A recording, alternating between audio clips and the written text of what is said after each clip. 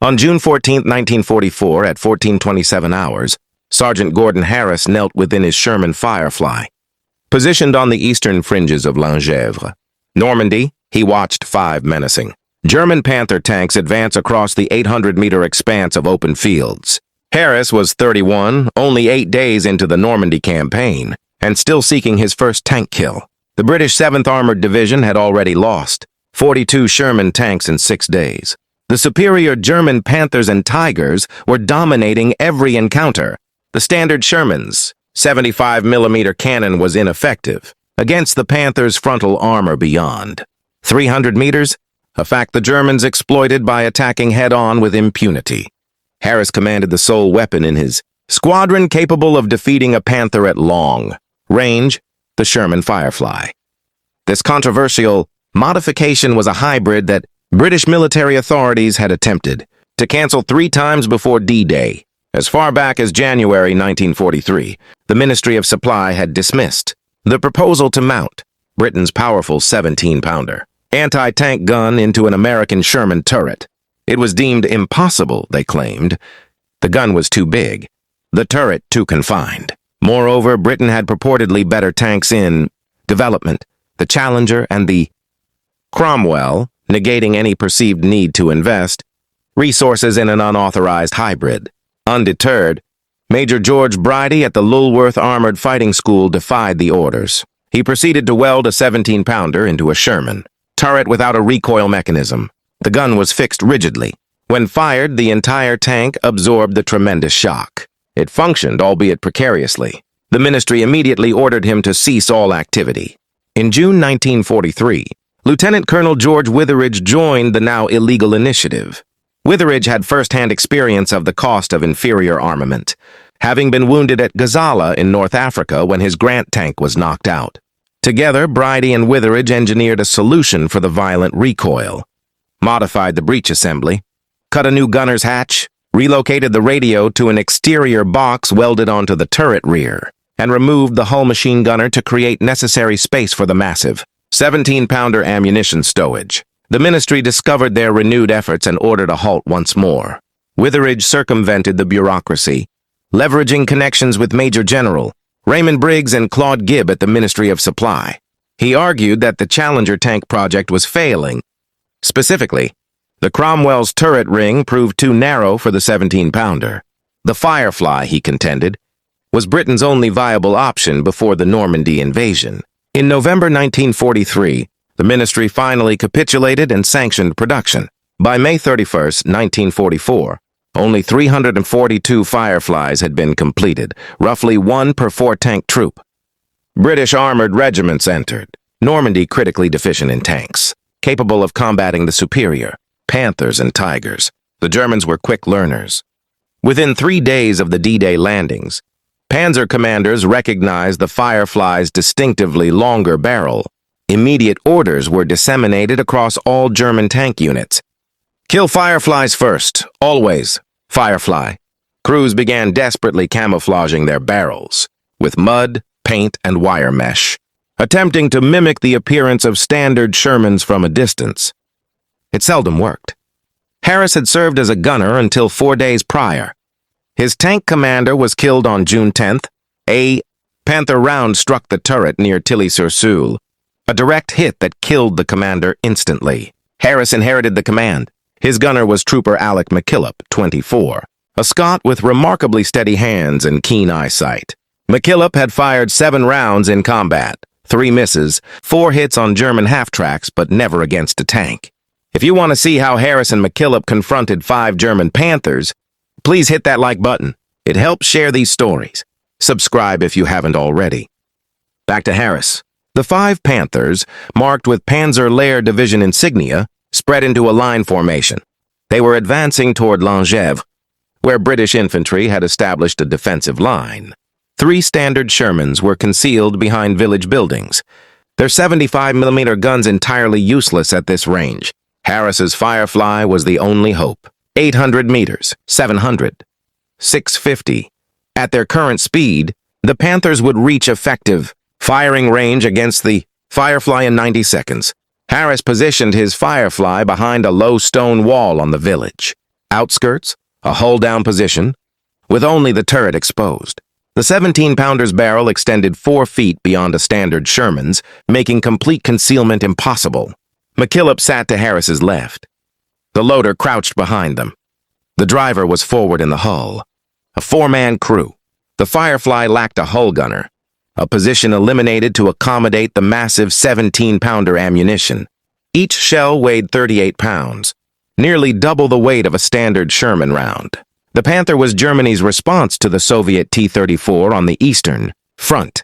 45 tons of sloped armor and formidable firepower. Its 75 mm 42 gun could penetrate 4 inches of armor at 1,000 meters. Frontal armor measured 80 millimeters, sloped at 55 degrees, an effective thickness of 140 millimeters. Side armor was 50 millimeters. Rear armor 40. Top speed was 28 miles per hour on roads. The Panther's only weaknesses were its sides, rear and inherent mechanical unreliability. German tank crews considered it the finest medium tank globally. The Sherman Firefly weighed 33 tons, with a maximum armor thickness of 3 inches. Its top speed was 25 miles per hour. It was inferior to the Panther in every metric except one. The 17-pounder gun, the 17-pounder, boasted a muzzle velocity of nearly 3,000 feet per second. Firing standard armor-piercing capped ammunition, it could penetrate 163 millimeters of armor at 500 meters and 150 millimeters at 1,000 meters, more than enough to punch clean through a Panther's frontal plate. The British also possessed armor-piercing discarding sabot, APDS, rounds, which could penetrate 256 millimeters, but these were inaccurate beyond 500 meters and severely fouled the barrel. Harris carried 12 sabot rounds and 65 standard armor-piercing rounds. The Firefly could kill Panthers, provided the gunner shot straight. McKillop tracked the lead Panther through his telescopic sight. Range 600 meters. The Panther's commander was standing in the cupola, scanning for threats. McKillop compensated for wind, distance, and the target's speed. The 17-pounder's recoil was brutal. After firing, both gunner and commander had to instinctively blink, or risk temporary blindness from the ferocious muzzle flash. This flash was so bright it frequently ignited nearby hedgerows and undergrowth, instantly betraying the Firefly's position. 550 meters. The Panthers maintained their formation, advancing steadily toward the village. McKillop's breathing steadied. His finger settled near the firing trigger. Harris, a pre-war gunnery instructor, recognized the signs. McKillop was ready, calm, steady, the kind of gunner who made impossible shots. Harris needed 5 perfect shots, 1 for each Panther, before the Germans pinpointed the Firefly and retaliated. The margin for error was non-existent. 500 meters. Harris checked his watch.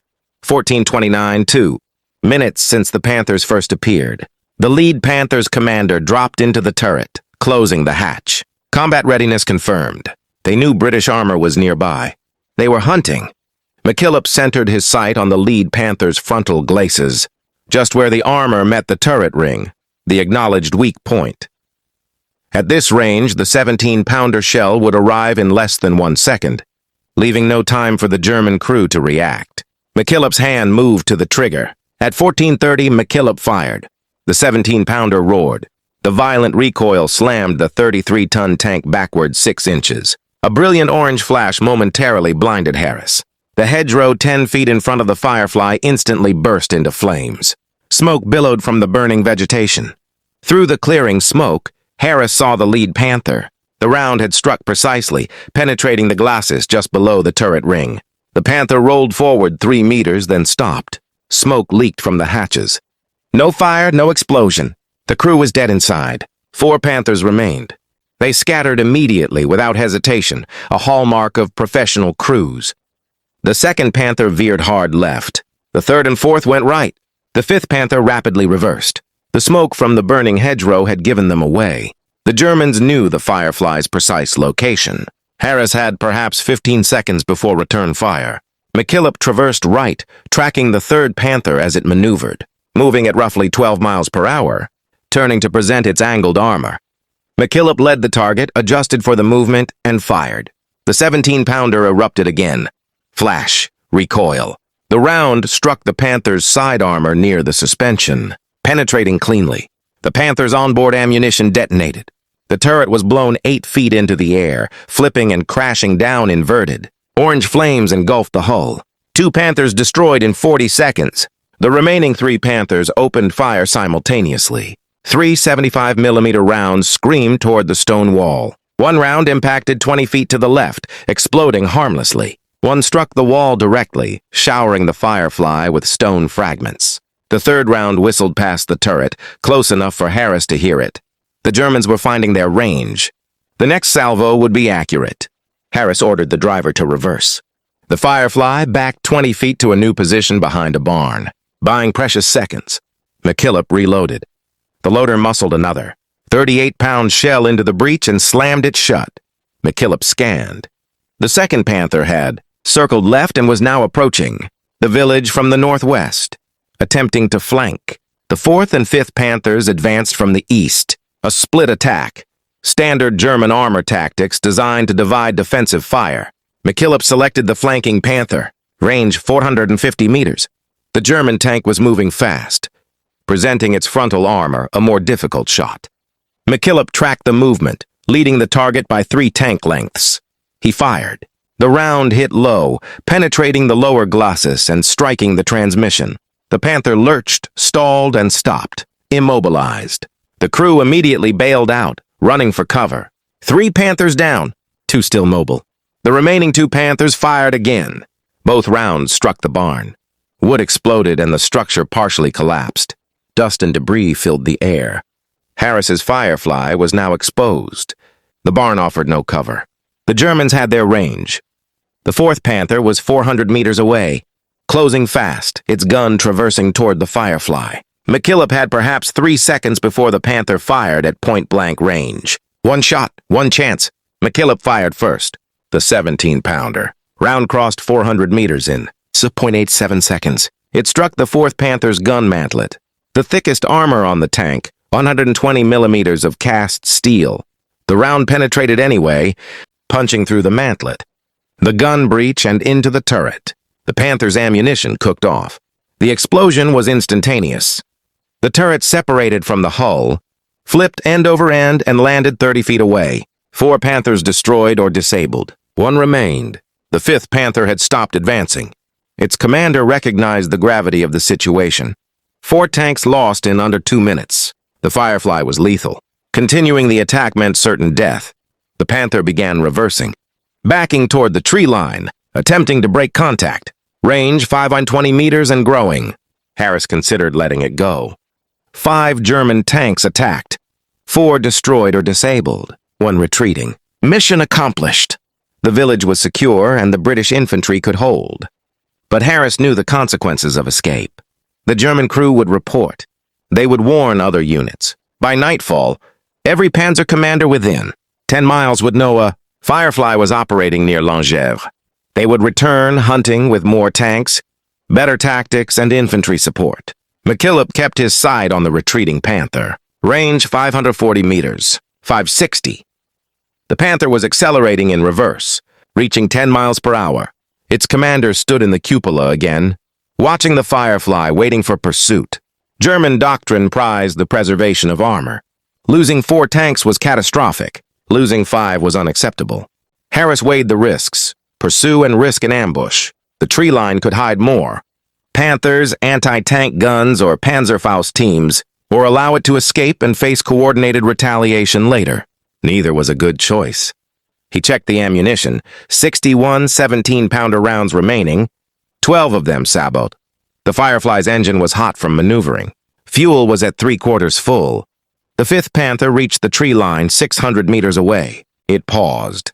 The turret traversed left, then right. The commander was scanning. Then the Panther turned, presenting its side armor, and began moving parallel to the tree line.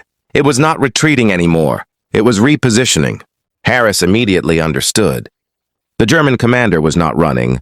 He was setting up for a long-range duel. The Panther's 75mm gun was accurate to 1,000 meters. At 600 meters, the German had a clear shot. And now the Panther knew the Firefly's position. The collapsed barn, the burning hedgerow, the stone wall, every landmark was compromised. The Panther stopped, hull down behind a slight rise in the terrain. with only its turret visible. The gun elevated slightly, aiming. The German crew was experienced, ready and patient. They would wait for the Firefly to move, to expose itself, and then they would fire. The Firefly's armor offered no protection from a Panther round at this range. McKillop centered his sight on the visible turret. 6-10 meters, a difficult small target. The Panther's commander understood how to fight a Firefly. Harris ordered the driver forward. The Firefly moved 15 feet to the right, a new angle, a different firing position. The Panther's gun tracked the movement. Both tanks aimed simultaneously 600 meters apart.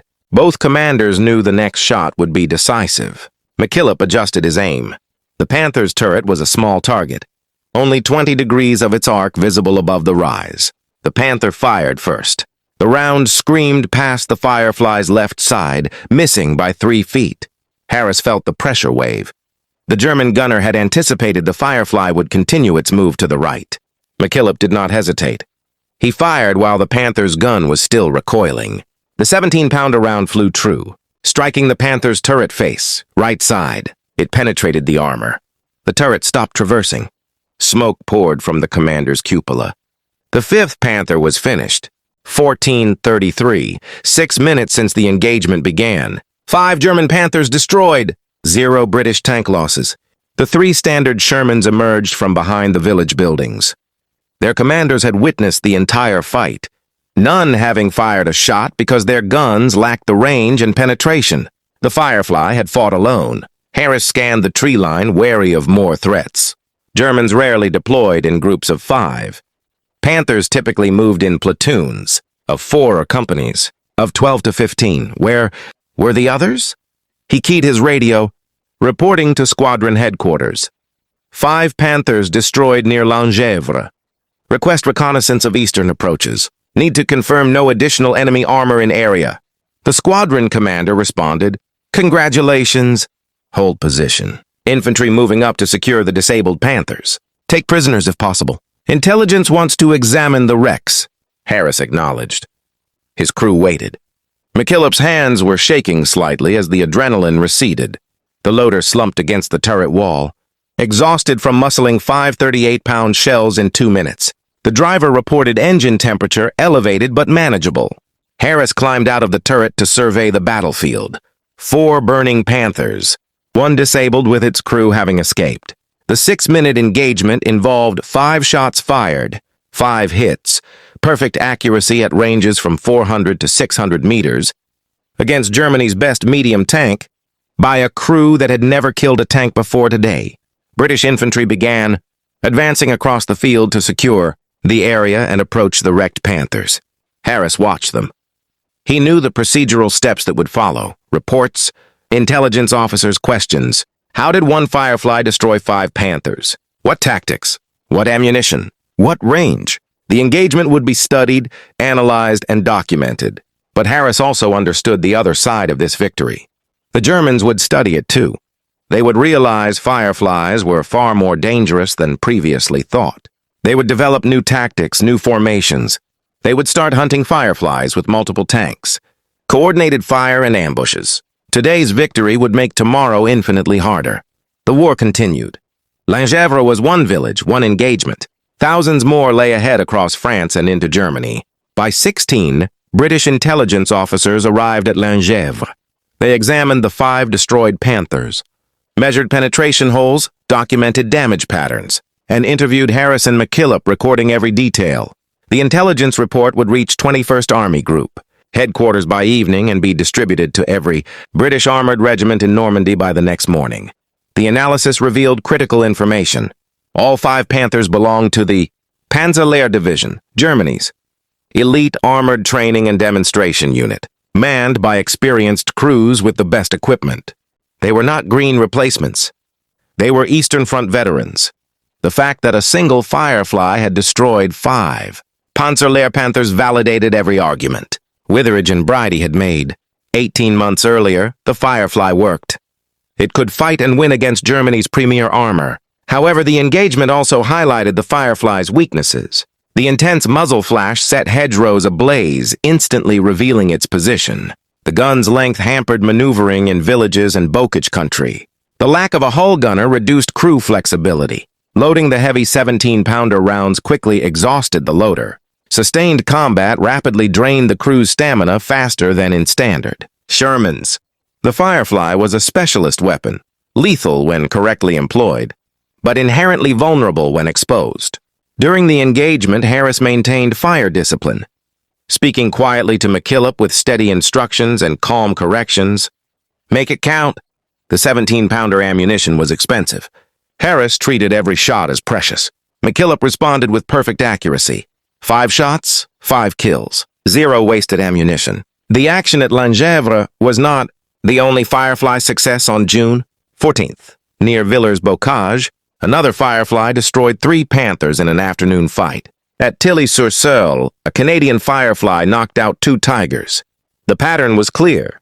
When used properly, the Firefly could dominate German armor. But crews were learning harsh lessons. The tank's distinctive silhouette made it a priority target.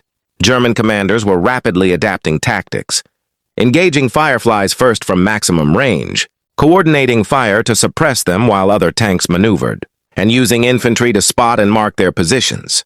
By mid-June 1944, Firefly survival rates were a serious concern. The tanks were effective but exceptionally vulnerable. British commanders urgently requested more Fireflies. The Ministry of Supply accelerated production. By late June, nearly 400 Fireflies had been delivered. But demand continued to outpace supply. Every regiment wanted more, and every engagement proved their value. The hybrid tank that the ministry had tried to terminate 3 times had become Britain's most valuable armored weapon in Normandy. Harris and McKillop continued the fight. Their Firefly survived Lingèvres, but Normandy was only the beginning. Operation Epsom was approaching, followed by Operation Goodwood. Between June 14th and August 25th, 1944, Harris and McKillop's Firefly destroyed 9 more German tanks, 3 Panthers, 4 Panzer I-4s, and 2 Stoogie assault guns, a total of 14 tank kills in 72 days. They survived engagements at Villers-Bocage, Caen, and Falaise. Their Firefly took 11 hits from German fire, 8 from machine guns, 2 from Panzerfaust rockets, and 1 from a 75-meter tank round that ricocheted off the turret at an extreme angle. The crew walked away each time, repaired the tank, and returned to combat. McKillop's accuracy remained exceptional. He fired 47 17-pounder rounds in combat after Lingèvres, achieving 31 hits, a 66% accuracy rate under combat conditions, against moving targets at ranges from 200 to 700 meters. The British 7th Armored Division recognized both men. Harris received the Military Cross in July. McKillop, the Military Medal. Their citations specifically mentioned their actions at Lingèvres. 5 Panthers destroyed. Perfect shooting. Courage under fire. But most Firefly crews were not as fortunate. By August 1st, British forces in Normandy had lost 118 Fireflies, 43% of all. Fireflies deployed. The German focus on killing Fireflies first was succeeding. Panzer commanders developed effective counter-tactics, using terrain to close range quickly, coordinating multiple tanks to overwhelm a single Firefly, and employing Panzerfaust teams to attack from close range where the Firefly's long gun was less maneuverable. Despite the losses, the Firefly's effectiveness was undeniable. Intelligence analysis from June through August showed that Fireflies accounted for 64% of all German heavy tank kills by British forces, destroying Panthers and Tigers at nearly 3 times the rate of standard Shermans. The 17-pounder gun was decisive. APDS ammunition became more available by late July, allowing Fireflies to penetrate even Tiger II frontal armor at reasonable combat ranges. By late August, British armored regiments were finally receiving 2 Fireflies per 4-tank troop instead of 1. Production had been ramped up. Conversion facilities in Britain were processing 60 Shermans into Fireflies per week. The Ministry of Supply, which had rejected the project twice, now made it the highest priority.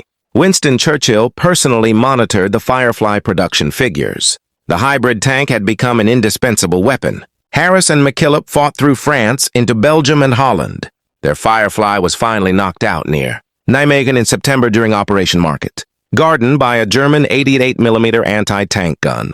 A direct hit to the engine compartment. The tank burned, but the crew escaped uninjured. Harris and McKillop were reassigned to a new Firefly within 3 days and continued, fighting until Germany surrendered in May 1945. After the war, Harris returned to England, working as a garage mechanic in Yorkshire. He rarely spoke of the war. McKillop went back to Scotland and became a teacher. Both men survived and lived quiet lives. The engagement at Lingèvres became a footnote in regimental histories. Yet the Sherman Firefly's impact on the war was profound. Between D-Day and VE Day, approximately 2,100 Fireflies were converted and deployed. They served with British, Canadian, Polish, and Free French armored units across northwest Europe and Italy, destroying an estimated 900 German tanks and assault guns, Panthers, Tigers, and Panzer IVs. No other Allied tank matched this record against German heavy armor. The 17-pounder equipped Firefly accounted for more German heavy tank kills than any other Allied armored vehicle in the European theater. The engagement at Lingèvres on June 14th became a training case study. British tank schools analyzed Harris and McKillop's tactics. 5 Panthers destroyed in 6 minutes. Perfect accuracy under pressure, proper use of terrain, and superb fire discipline. The engagement demonstrated the ultimate potential of the Firefly, with a skilled crew, and validated the program's very existence. Tank commanders studied the battle for decades. The tactics Harris employed became standard doctrine for Firefly operations. But the deeper lesson was about wartime innovation. The Firefly almost did not exist. Rejected 3 times by military bureaucracy, it was built only by 2 officers who defied orders and was approved only when conventional solutions proved utterly inadequate. The hybrid tank that nobody wanted became the weapon British armored forces desperately needed. The Ministry of Supply that tried to kill the project 3 times eventually made it the highest priority program in British tank production. The 17-pounder gun continued its service after World War II, equipping British tanks through the early Cold War, an improved version, mounted on the Centurion. Its basic design influenced anti-tank weapon development for 2 decades. The Firefly itself was retired by 1946, superseded by newer British designs like the Comet and later the Centurion.